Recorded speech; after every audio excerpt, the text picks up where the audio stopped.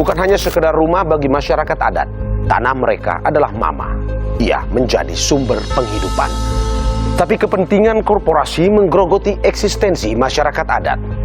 Mereka terasing di tanah sendiri, khawatir tersingkir. Payung hukum tiada, di mana negara?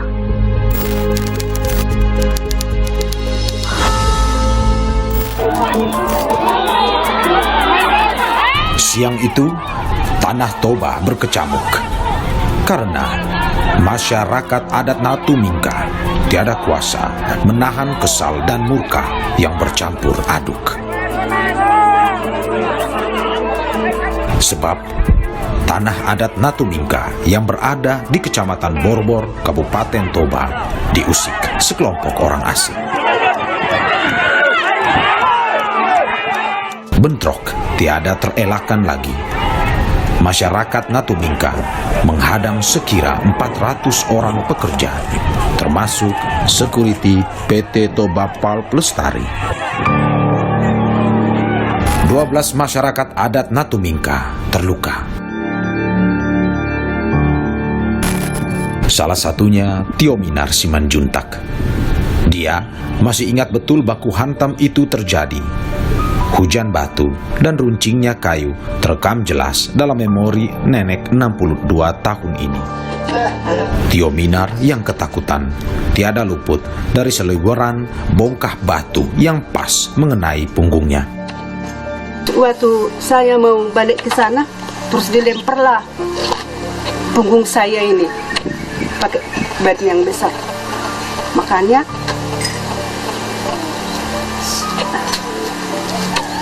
sakitlah. Terus untunglah ada di situ dekat bindes kami, bidan desa. Itulah yang mengobati saya di situ. Terus ada tukang kusut, terus dikusutlah saya di situ.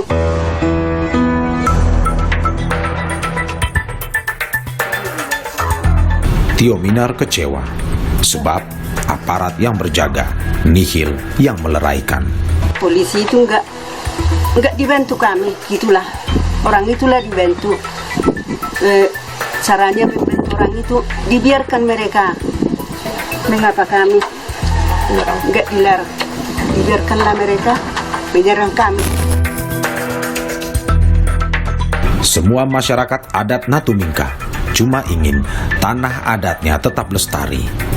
Karena tanah adat bukanlah sekedar rumah, tapi ibarat ibu atau mama, tanah adat menjadi sumber penghidupan mereka.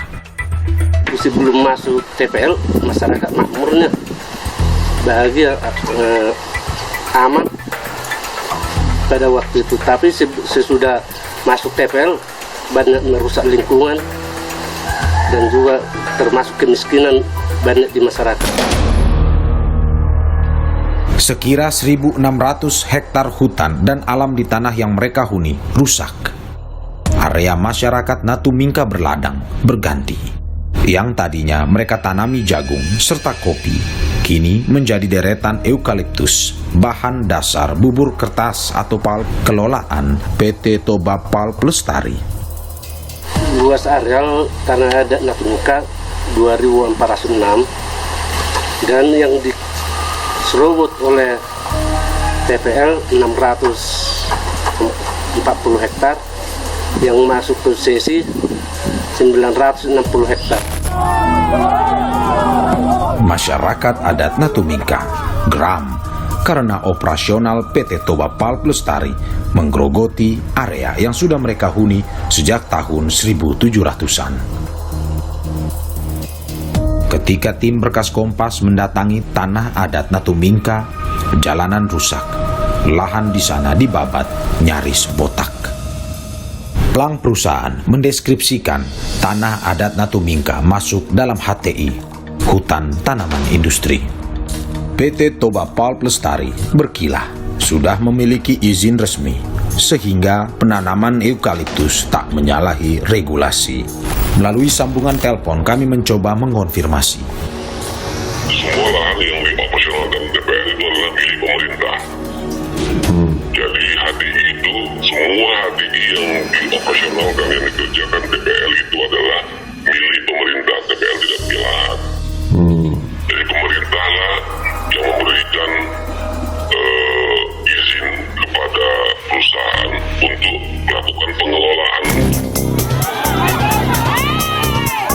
Masyarakat adat Natumingka jelas marah, sebab tak pernah satu kali pun mereka mau memberi ruang, apalagi membuka hati pada PT Toba Pal Pelestari. Masyarakat adat Natumingka mengklaim punya dokumen resmi bukti wilayah adat. Aman, Aliansi Masyarakat Adat Nusantara menengahi dengan mengajukan dokumen yang diharap bisa memperjelas nasib tanah adat Natumingka. Sejak 2018 kita mengidentifikasi mereka, apakah mereka betul sebagai masyarakat adat atau apakah betul wilayah yang mereka klaim.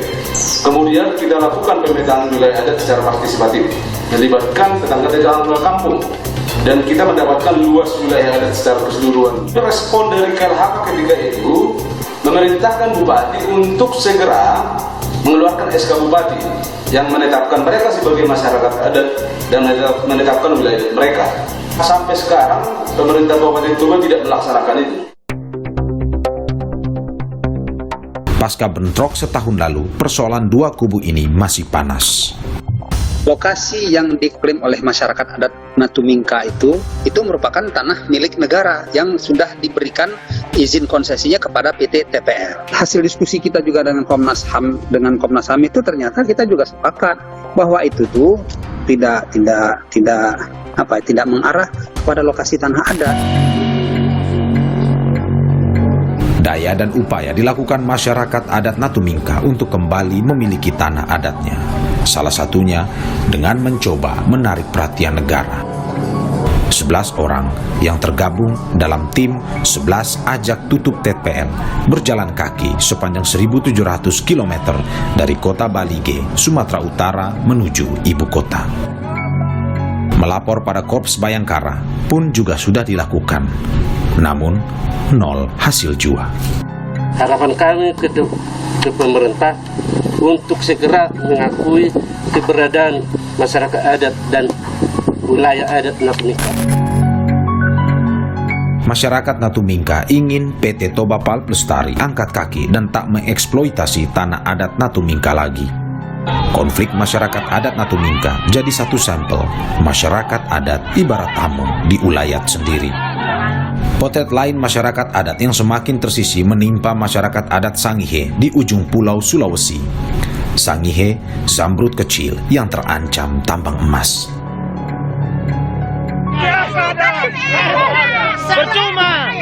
Percuma bubar Jo, nggak ada guna, percuma bubar.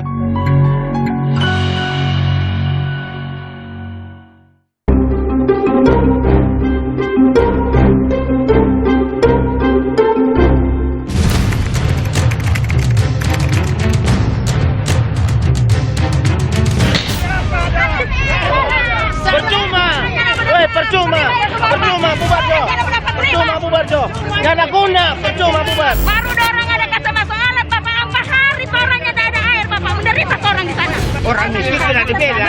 Menolak dengan tegas keberadaan daripada PT Tambang Mas. Hidup keras.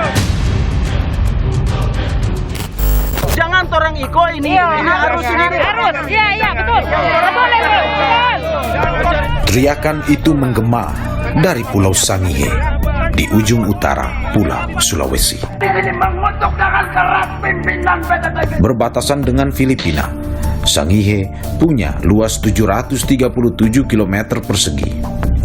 Mungil namun melimpah ruah sumber daya alamnya.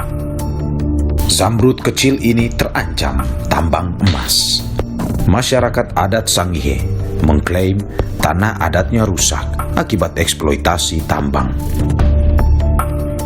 Baru orang ada kata masalah, Bapak ampas hari orangnya tidak ada air, Bapak menderita orang di sana.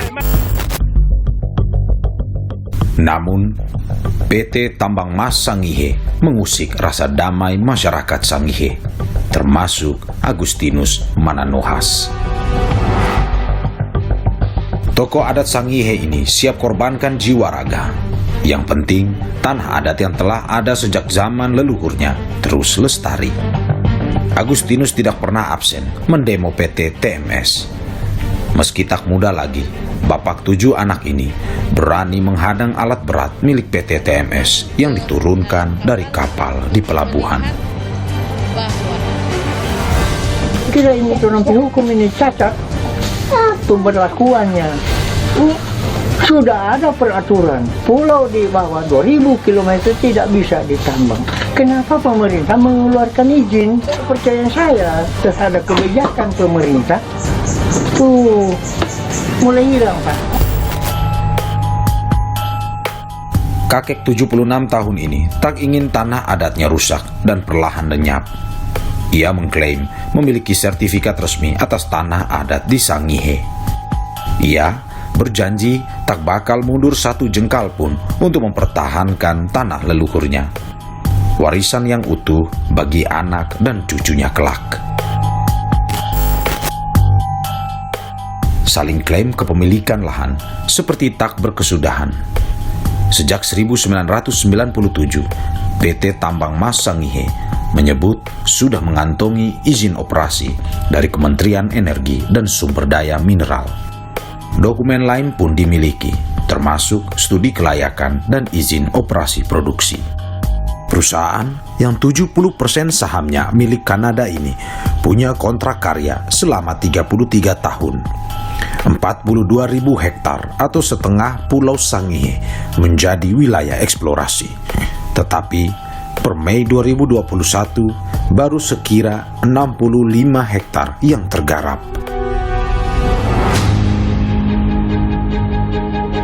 PT Tambang Mas Sangihe sanksi penolakan datang dari masyarakat adat Sangihe. Kami mendatangi PT Tambang Mas Sangihe, tapi untuk mengeksplorasi visual, tim Berkas Kompas tak mendapat lampu hijau. Manajer PT TMS mau menemui kami. Facil Amal menegaskan PT TMS telah berdialog dan saling berjabat tangan atas masuknya tambang Mas Sangihe di Tampungan Lawo, Pulau Sangihe. Sudah, Pak. Kami PT Tambang Mas Sangihe tentunya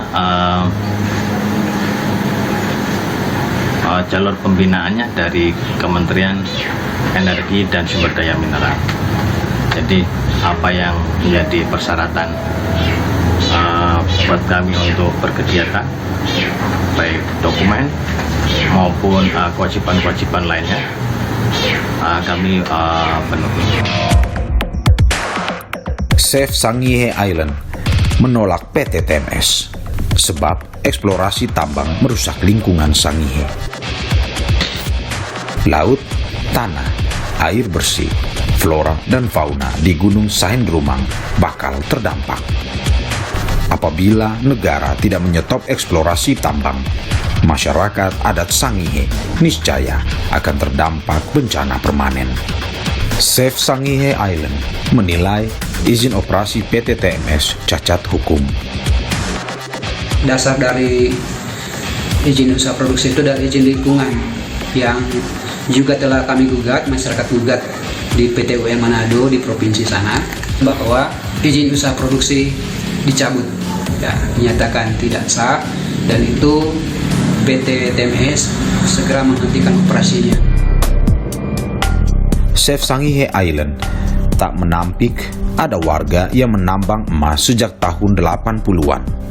Tapi skalanya kecil dan mengambil hanya sesuai kebutuhan. Jan menyayangkan pemerintah daerah yang seolah cuek dengan tidak memberi usulan rekomendasi. Semua kewenangan diambil alih oleh pemerintah provinsi, sehingga pemerintah provinsi mengeluarkan izin usaha, izin lingkungan tanpa melalui rekomendasi dari pemerintah daerah. Undang-Undang Nomor 1 Tahun 2014 menyatakan bahwa pulau kecil tidak boleh ditambang.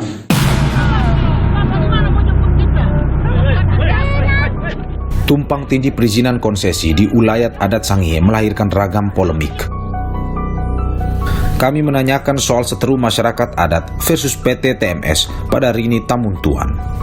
Ia Bupati Sangihe Anyar yang baru dilantik 22 Mei 2022. Ia enggan menjawab perihal kisru tanah adat Sangihe.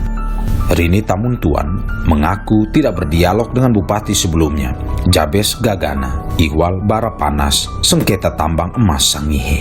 Istri Ketua DPRD Sulawesi Utara ini pun tak tahu menahu tentang pemberian izin buka lokasi tambang PT Tambang Mas Sangihe. Perusahaan-perusahaan TMS ini tentunya ranah izin itu semua ada di pihak pemerintah pusat, ya. Tentunya kami sebagai pemerintah Kabupaten Kepulauan Sangihe sangat tunduk kepada pemerintah pusat. Jadi apapun itu yang menjadi keputusan, aturan-aturan semua tentunya kami tunduk kepada pemerintah pusat. Masyarakat adat sudah ada sejak Indonesia belum merdeka. Ironi, ketika tanah adat sang mama sepanjang hayat jadi komoditi rebutan. Payung hukum terhadap masyarakat adat tak kunjung rampung. Lantas, siapa yang jaga masyarakat adat kita? Bagaimana melihat kondisi ke depannya? Masyarakat adat akan punah.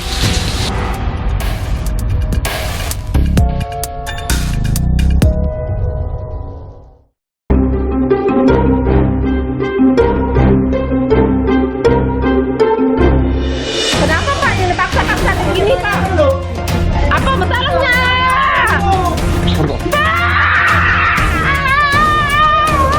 Bukan penjahat Pak. Bapak ini bukan penjahat Pak. Sambil membawa senjata, polisi menangkap Effendi Buhing. Buhing ialah pejuang adat Laman Kinipan. Ia diduga memerintah merampas satu unit gergaji mesin PT Sawit Mandiri Lestari yang notabene pemegang izin usaha perkebunan kelapa sawit di kawasan desa Kinipan. Saling tuduh terjadi. Masyarakat Kinipan menduga eksekusi Buhing lantaran aksinya yang menolak upaya perluasan kebun sawit PT Sawit Mandiri Lestari. Buhing dikriminalisasi. Sementara PT Sawit Mandiri Lestari menilai Buhing mencoba memeras dengan meminta uang miliaran rupiah. Kasus yang menerah Buhing 2 tahun silam jadi potret marginalnya masyarakat adat meski di tanah sendiri. Buhing-buhing lain tersebar pada beberapa lokasi di negara kita. Intimidasi amat lekat pada masyarakat adat. Masyarakat adat ketar-ketir, masyarakat adat khawatir tersingkir. Negara seolah menutup mata, absen pada nasib masyarakat adat yang kian tersisih. Dari AMAN sendiri, Aliansi Masyarakat Adat Nusantara, melihat kondisi masyarakat adat ini gimana? Sampai sejauh ini situasi makin memburuk, negara belum betul-betul memberikan perlindungan dan memenuhi hak-hak masyarakat adat. Begitu ya? Iya. Kalau ini kita andaikan saja, negara terus berperilaku seperti ini, menurut AMAN, Baruka sendiri, Sekjen, bagaimana melihat kondisi ke depannya? Masyarakat adat akan punah.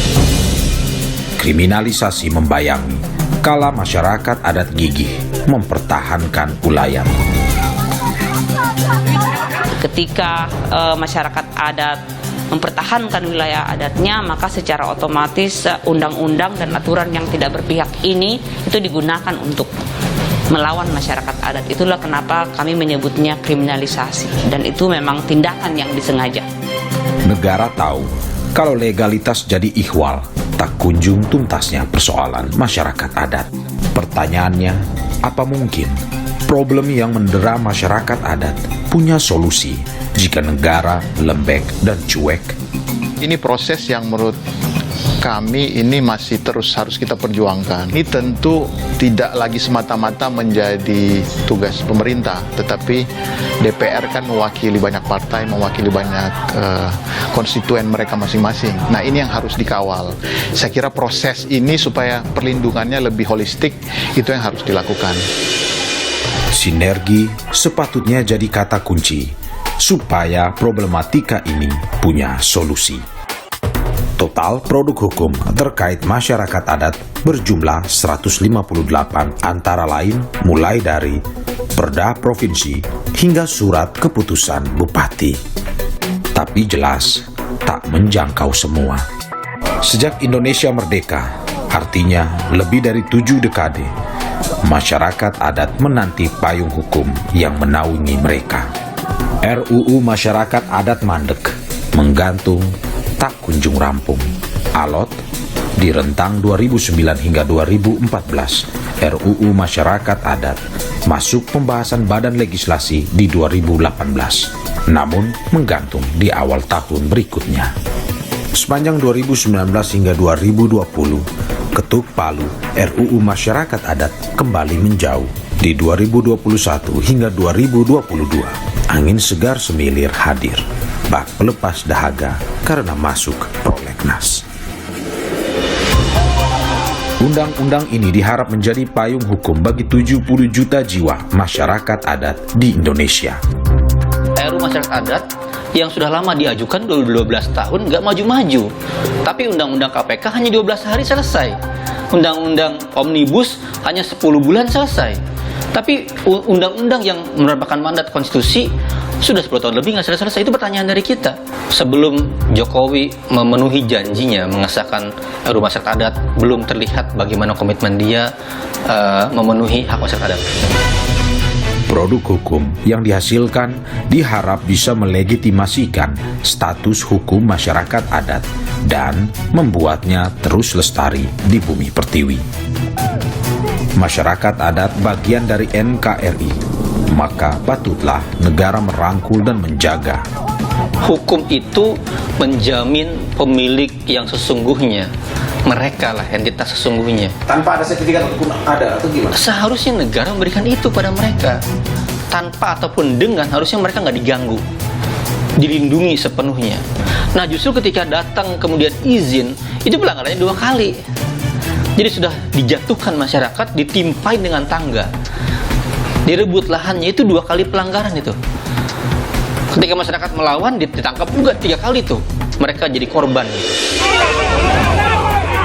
Sekarang ini negara ini hanya menjadi sumber pengerukan harta kekayaan bagi elit-elit tertentu.